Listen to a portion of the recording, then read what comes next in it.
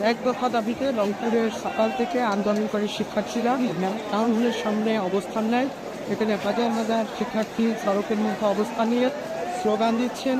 এখানে বিভিন্ন প্রতিষ্ঠানের শিক্ষার্থীরা এসেছেন।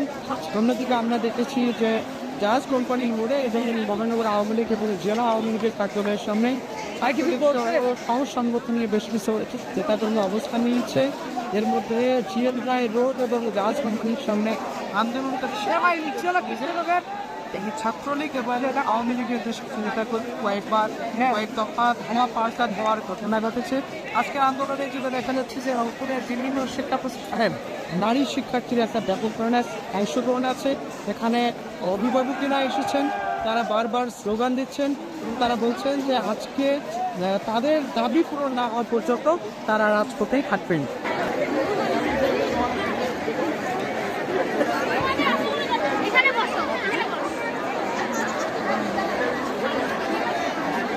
Bye.